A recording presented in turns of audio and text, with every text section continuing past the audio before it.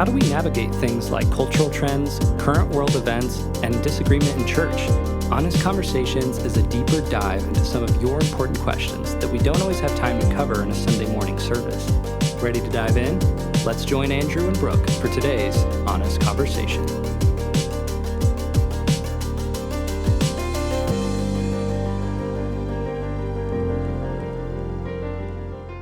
Welcome, everyone, to a special series that we are starting on Honest Conversations with my pastor, and the series is called Violence and Virtue. We are talking about some societal, cultural issues surrounding violence and how we are supposed to, or maybe should, view them and dig into them as Christians. As always, I'm joined by Pastor Andrew Zanacco, and today we have a very special guest, and that is my husband, Cole Umstead. Happy to be here. The most virtuous person that you know. That's right. why we brought him on. That's why I felt I needed to be here, of course. No, I'll just try not to ruin it today. Well, we wanted to hear some other voices because obviously Andrew and I just, you've heard enough of us. And so we want some questions from some viewers, right? And Cole actually has a lot of kind of questions surrounding these topics. So let's go. Welcome, Yes. Cole. So we are talking about, in this specific episode, war and how Christian teachings and ethics intersect with the realities of conflict and warfare. So we have seen throughout history, I don't need to tell anyone, wars have been fought for many reasons: territory, power, ideology, and really often religious, right? Christianity, one of the world's major religions, has been both a force for peace and a participant of conflict. From the early church's teachings on nonviolence to the Crusades, just war theory to contemporary debates on military intervention, Christian perspectives on war have evolved and diversified. So, Andrew, that leaves us today going, yeah, no, I don't know. Okay. So let's start here. How does Christianity traditionally hold a view of the concept of war? Like, are there any specific scriptures that inform a traditional view in Christianity, would you say? It's a great question. Thanks. I don't think I'm comfortable answering the question for the sake of the church. So I'm not that studied in it. So there's that thought. There's a whole bunch of war in the Bible. I know that. And as you said, there's definitely early church father teaching on some nonviolent stuff. That's not necessarily like universal that the whole entire early church thought that, but there's that.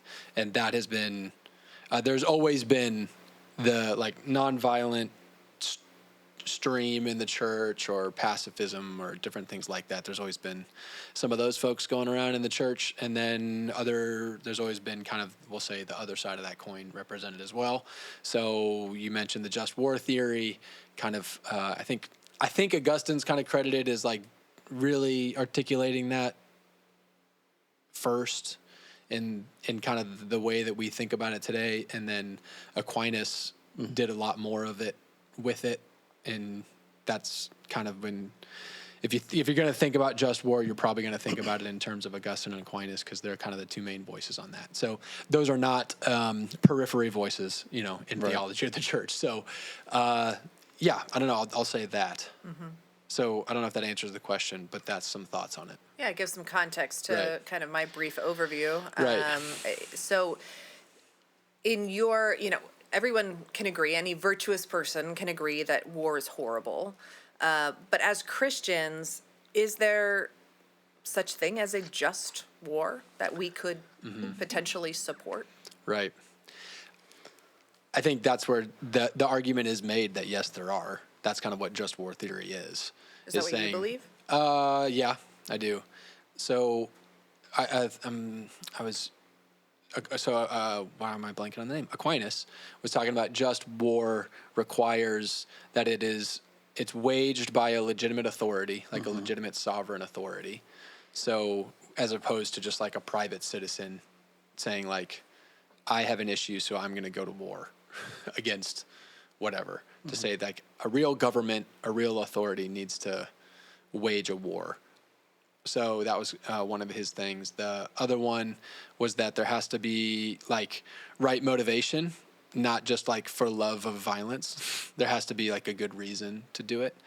And then I think that's the third reason. The second one I'm totally blanking on, even though I was just reading up on this again recently. I think I read the same thing or a similar passage. It was it has to be waged by the proper authorities and overseen by the proper authorities.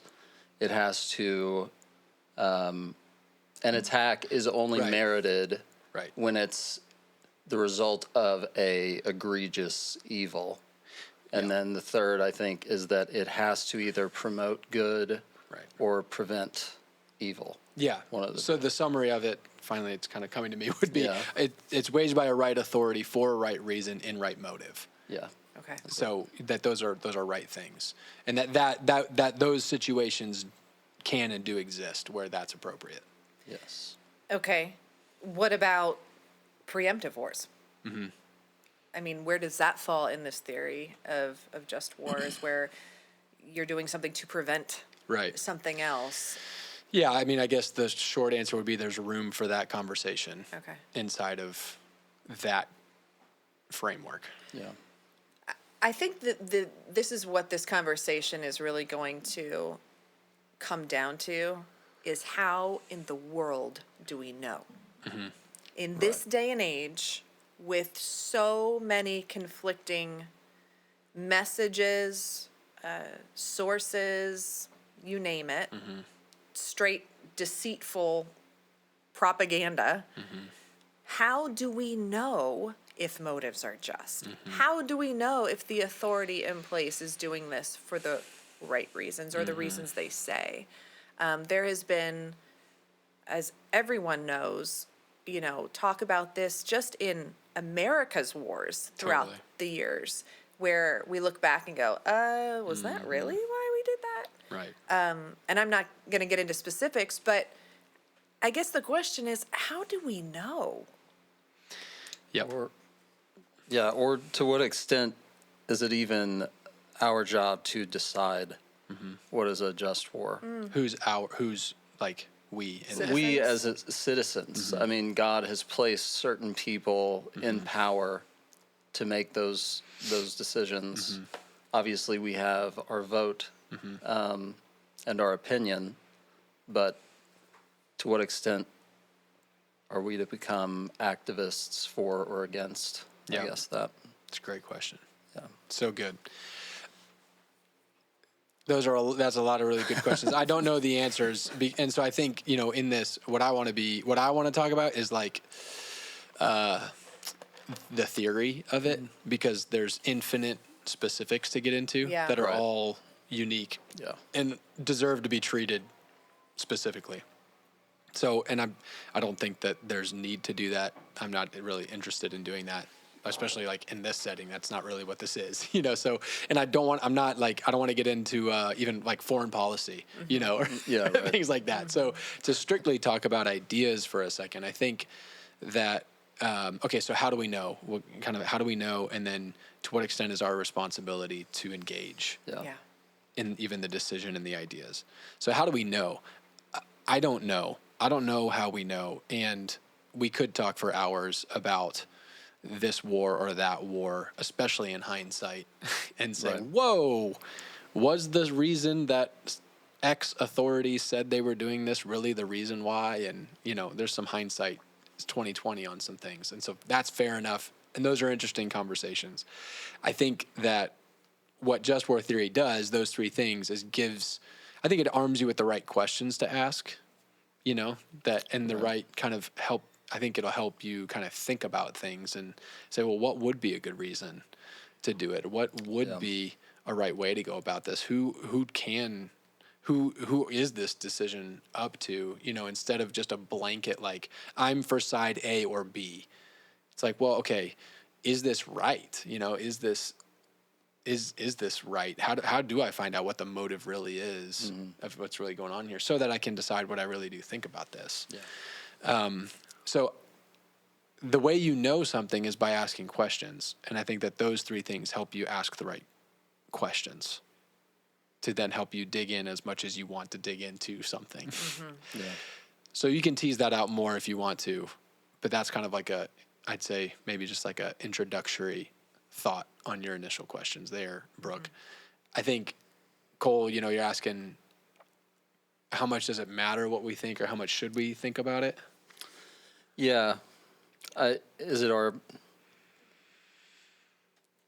place? I guess the average Christian who's not a general in the military or a politician or something like that. I mean, we would have the potential to be soldiers, Right. Drafted or otherwise. But like, what is the overall stance on war? Like, I think there's been some people who have become famous, like movies made about them on both sides. Like, what was the one about the pacifist guy? Yeah. Would not pick up a gun, Right. but he still won Medal of Honor or something like that because of how many people he saved. And then there's certainly Christians who have fought bravely. So, like, how do you? Is it just down to the individual, like on the individual interpretation or conviction of the Christian in question? I think that there should be a ton of room for that inside of the church, a ton of room for people to have convictions. I think that you should be able to articulate and defend your convictions for the most part. But even in that there's tons of room to agree to disagree on a lot of things. And I think one of the reasons why there's so much room to agree to disagree goes back to, Brooke, what you're hitting on, is how do you even really know what's going on? It's like, what's really the truth about the reason and the motive? Like the reason for the war and the motive that we're pursuing. Right. Like look at Russia and Ukraine, right? Yeah, Russia and Ukraine, or any number of the United States wars, any number of anything. Yes. It's like, there's always, like, what really is the reason behind all this stuff? And it's hard to know, like, when have you gotten all the information and all sides of this? Like, how do you actually know when you've gotten all the information on that? So for that reason, I'm like, well, because of how foggy all of that stuff is, I think there's even more room to agree to disagree on, like, one believer saying, I think this is legitimate, and another one saying, I don't think so. Because there's just so many factors and so much different information out there and confusing things out there that's kind of like, okay, I mean, as long as we're all kind of discussing this in good faith, we're really trying to do the best we can. I think that there has to be room to agree to disagree. Okay.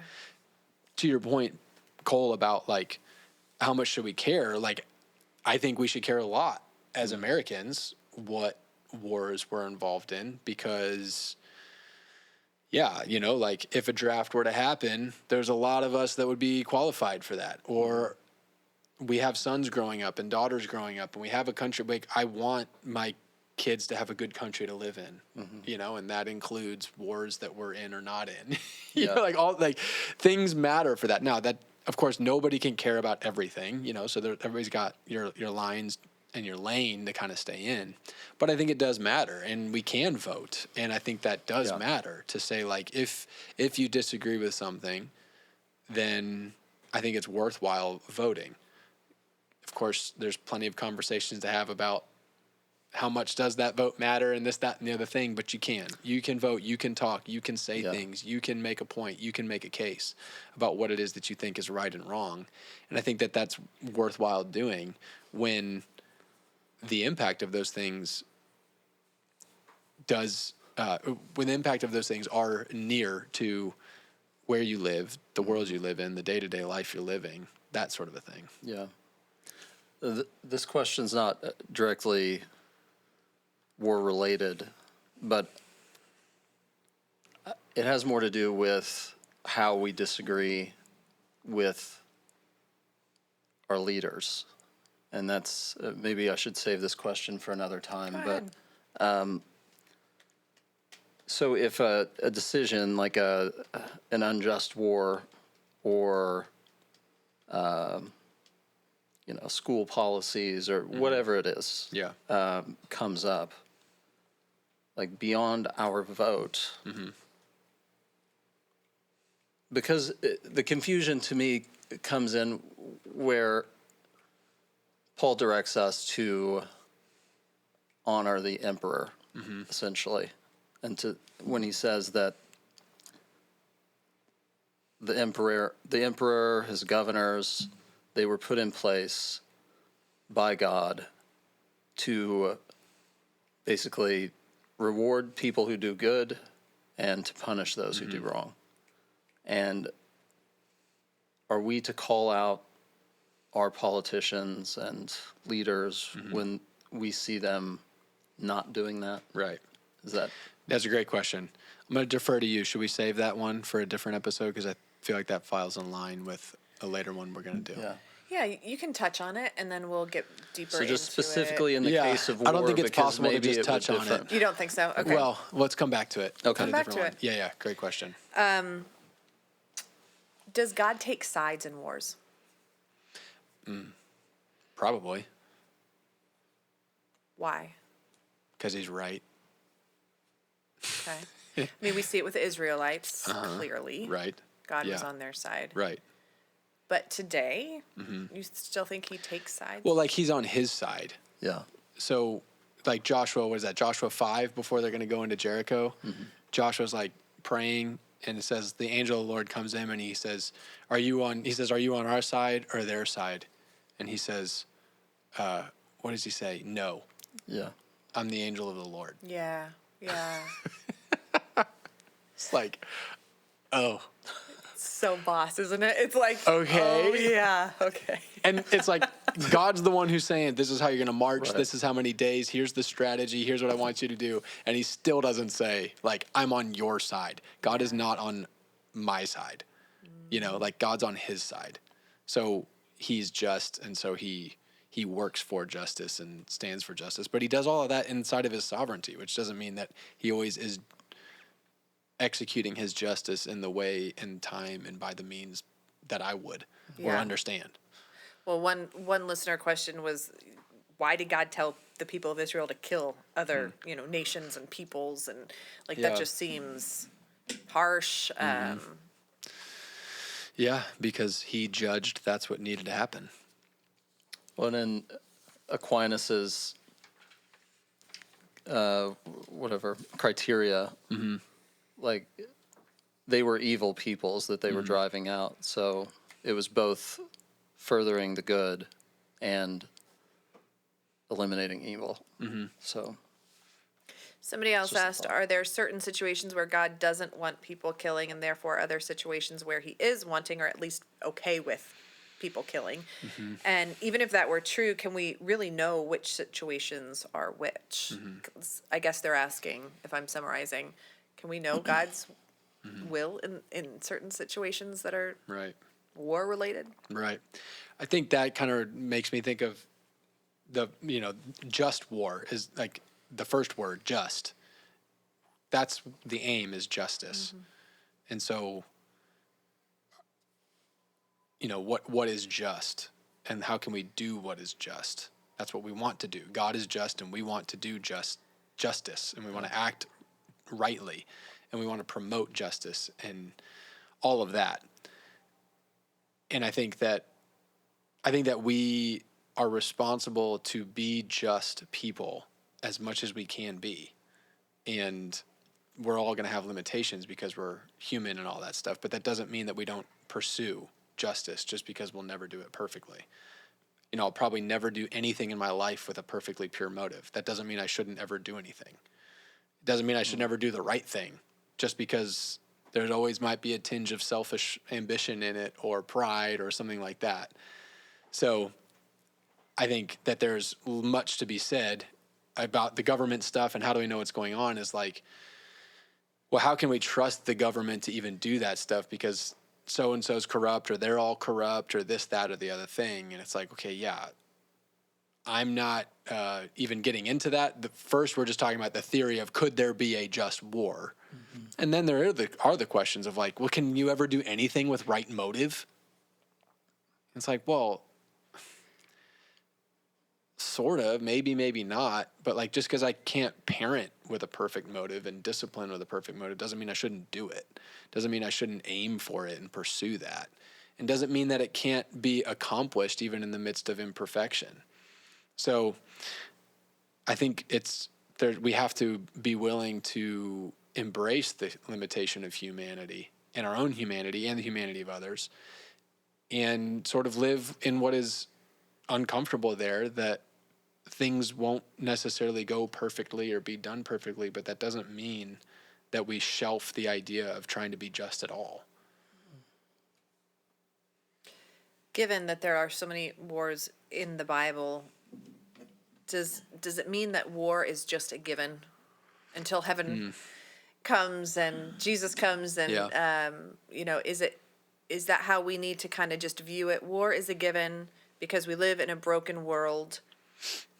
And then maybe the second part of that question is, what role do you believe the church should play in advocating for peace and conflict resolution if war is a given? Yeah, I think war is a given of human existence. I think war is a given because of sin. So people will always be waging war on each other because people always have, because bad people want to act badly. I also then think that war is a given because there's good people who want to stand against that happening. So there could be plenty of wars where everybody's just evil and everybody's doing everything wrong. So, but I think either way you look at it, and I mean, the Bible is clear about that. Like, there's going to be wars and rumors of wars. There's nowhere in the Bible that's like, at some point, these wars are going to stop. It's like, nope, a lot of wars, always wars, everywhere wars. That's how it's always been. That's how it always will be. So what was the next question? What role do you believe the church should play in advocating for peace and conflict resolution? Yeah, I think we should advocate for peace and conflict resolution for sure. I don't remember who it was. It's said somewhere in the Bible, so far as it's within our power, we're supposed to promote peace. Yeah, So, and I mean, as far blessed as it are the depends peacemakers. upon us, yeah. So 100% we have to be peacemakers, but I don't think that means that violence is always wrong, because I think that there's plenty of instances where the peaceful thing to do is to make peace.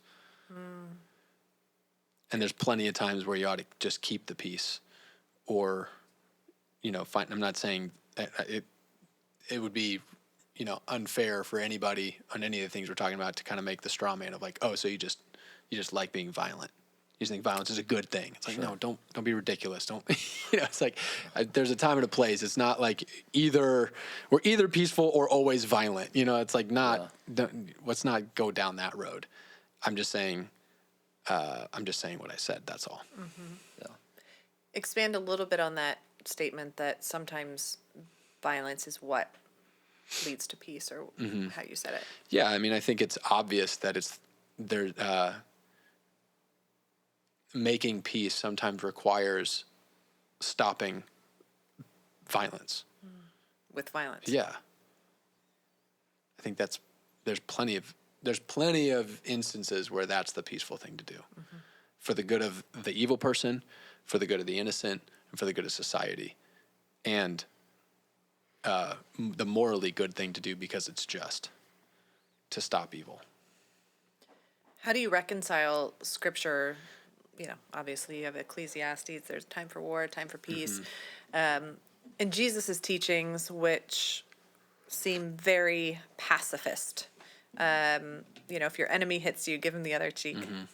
That kind of thing. How should Christians kind of reconcile these both big ideas and teachings? Yeah, I mean, we can tease that out a little bit if you want to. I mean, I think anybody who says Jesus is like a pacifist or nonviolent or something read like 2 verses of the Bible. Yeah.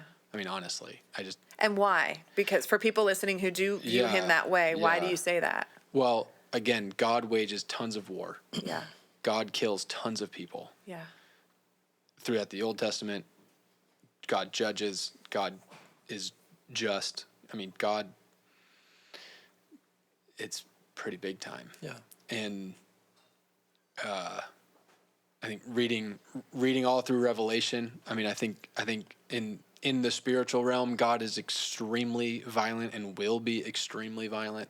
And I think that that's also true in the physical world, that he is violent and will be violent in his justice and righteousness to stop evil and to judge it. And he judges rightly. And we've seen that throughout history and throughout Scripture, and Scripture tells us we're going to continue to see it until and through the end of time. So, yes, in the Sermon on the Mount, Jesus also said things like, turn the other cheek and don't resist evil. But because of, I don't think that that's the whole picture. Context. Yeah, it's like, okay, he didn't not say that. The question is just, okay, well, what did he mean? And we look at that just like we'd look at anything in the Bible. Say like, okay, what does this verse in the Bible mean? Well, let's see what else the Bible says about this verse and these ideas to help get the full picture here, so that we're not just listening to one sentence of a conversation or one piece of a teaching, but we're actually listening to the whole thing. I think it's, from the pacifist view, it's a lot cleaner when you take that particular verse to put it in like the perspective of the individual. Like when I get slapped in the face, I am to turn the other cheek. But like when it's entire countries or societies of people being attacked, like there seems to me some responsibility to protect who you can. So if we look at the second element of just war, which is like, is there a right reason for this? Yeah. You know, like the way you were saying it earlier, is there some attack or some offense that is instigated response, you know? So why not just turn the other cheek as a nation or whatever? You know, how can you resist the evil? It's like, okay, well, and so I guess then the idea there would be God is merciful and we need to show people mercy. It's like, absolutely. But he's also just, and we need to show people justice, which I don't mean that in a revenge sort of way. That's like, oh, somebody did something bad, so I'm going to go get revenge on them. Revenge is not the same as justice. So as a nation, for example, I think that a government has a responsibility to protect its people. In the same way that a father has a responsibility to protect his home and his children. So if our nation gets attacked by somebody, I don't think it would be merciful or just for our government to be like, hey, let's just turn the other cheek. I don't think it's merciful or just. I don't think it's merciful to the people that our government's actually responsible for. You know, if country A attacks the United States, our government's not responsible for or to country A. Our government is responsible to and for U.S. citizens. And so I don't think it's merciful to those who are killed or those who are left behind or those who will now yet still be attacked to say, like, let's turn the other cheek. I don't think it's just because they're not fulfilling their responsibility given to them by God to promote life for the people they're responsible for. Cole, do you have any more biblical references or questions? For war, I have more that I think apply more directly to like the individual self-defense cases. That's good, because we're going to have a whole Let's do it. episode on that. Before we close out war, I don't mean to interrupt you. Was there anything else you had on war? No. Okay. I do want to know, Andrew, how you would counsel members of Antioch who are serving in the military or considering enlistment. Do you have general guidelines or advice on that?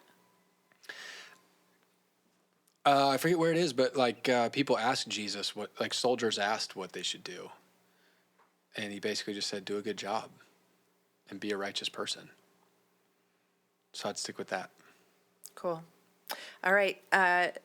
next episode, we are going to talk about the individual, self-defense, security, and guns. So stay with us. Guns. That's all for today's Honest Conversation. We'll see you back here next Wednesday.